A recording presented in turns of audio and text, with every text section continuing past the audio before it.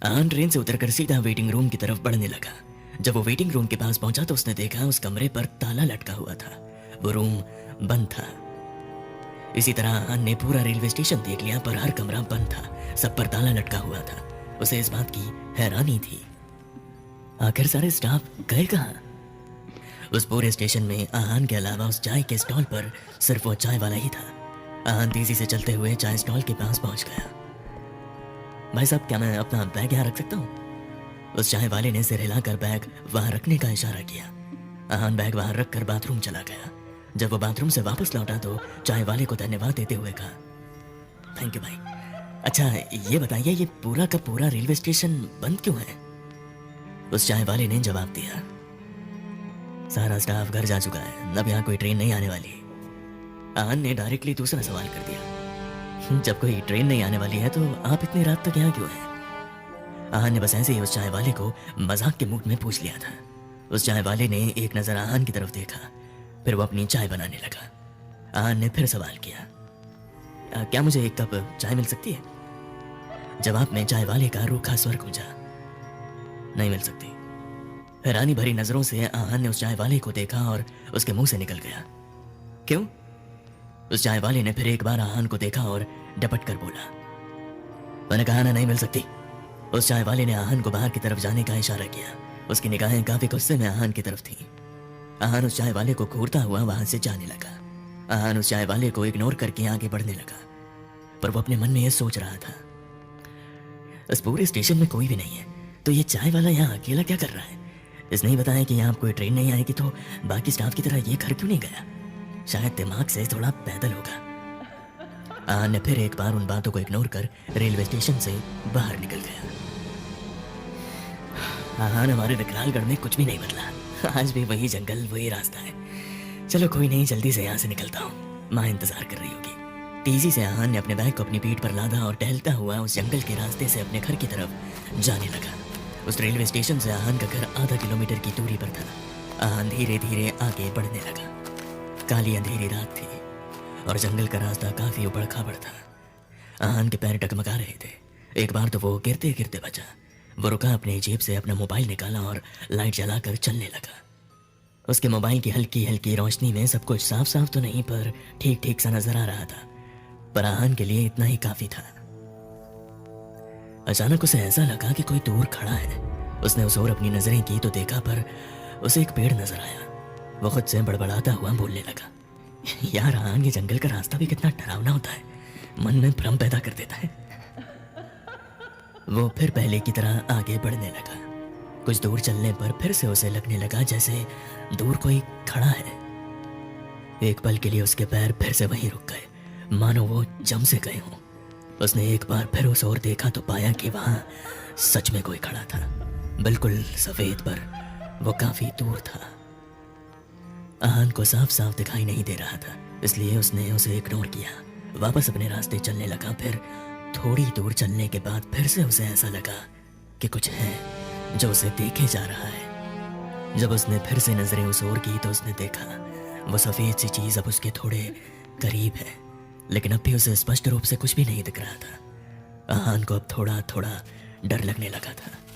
उसने अपने कदम तेज रफ्तार से बढ़ाना शुरू कर दिया। एक तो जंगल का रास्ता और ऊपर से पूरे जंगल में वो अकेला ही सफर कर रहा था, वो भी रात को। तो थोड़ा डर लगना तो लाजमी था, पर उसने नोटिस किया वो जैसे जैसे आगे बढ़ रहा था, सफेद सा दिखने वाला साया धीरे धीरे उसके करीब आ रहा था। उसने अपनी रफ्तार और तेज कर दी। उसकी सांसें फूल रही थी, लेकिन उसने चलना नहीं छोड़ा। थोड़ी आगे बढ़ने पर आहान ने देखा कि वो सारे इंसान के रूप की आकृति में है। उसे अब सब साफ साफ दिख रहे थे। वो साया झुंड में उसकी तरफ ही बढ़ते जा रहे थे। अब आहान को बहुत डर भी लगने लगा। उनकी संख्या में बढ़ोतरी होती जा रही थी। जैसे जैसे और आगे बढ़ते जा रहा था, वैसे वैसे उस सफेद रूपी साई की संख्या भी बढ़ती जा रही थी। आहान को अब बहुत डर लगने लगा। उसके माथे पर शिकन नजर आने लगे थे। माथे पर पसीने की कुछ बूंदें भी छलक आई थी। उसका दिल जोरों से धड़क रहा था। फिर भी उसने हिम्मत जुटाकर पूछ ही लिया, कौन है आप लोग और मेरा पीछा क्यों कर रहे हो? उस सफेद साए ने एक बार आहान को ऊपर से नीचे तक देखा। ये देखकर आहान के रोंगटे खड़े हो गए। वो अंदर तक कांप गया। आहान ने फिर डरते डरते सवाल किया, जवाब क्यों नहीं देते? कौन है आप लोग? पर उनमें से किसी ने भी आहान के सवाल का जवाब नहीं दिया। आहान अंदर से काफी डर चुका था। अब उसने दौड़ना शुरू कर दिया, तेजी से अपने पैर बढ़ाने लगा।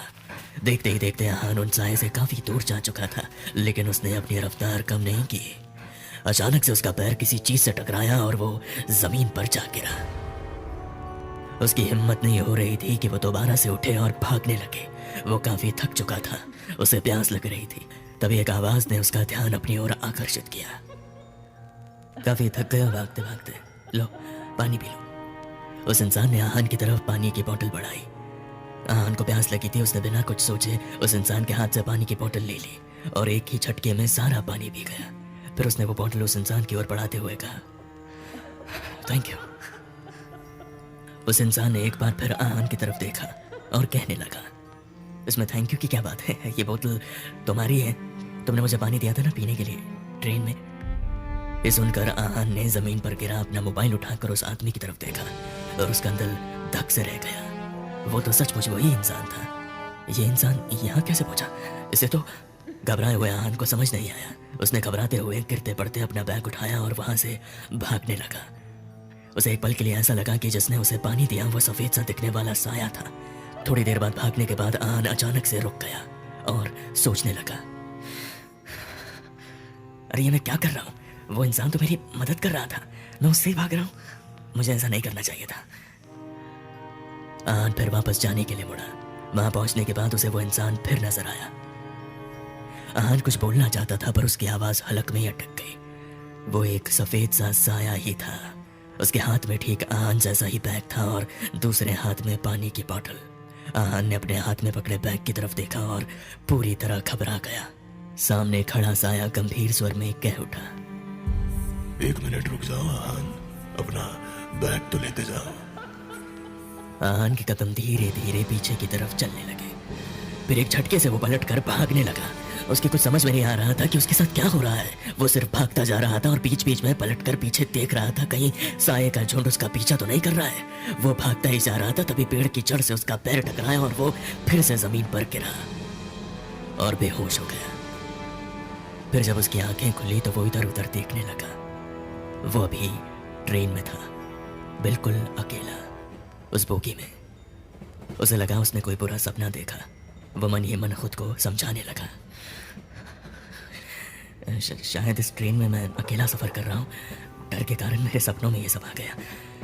अभी विकरालगढ़ स्टेशन नहीं आया है। उसने चैन की सांस ली और एक बार फिर उन बातों को इग्नोर करके खिड़की के बाहर झांकने लगा। पर क्या ये सब वाकई बस सपना था या कोई खौफनाक शुरुआत? देखें अगले भाग में। आहान के साथ आगे क्या हुआ जानने के लिए हमारे चैनल को सब्सक्राइब करें और वीडियो को लाइक करें।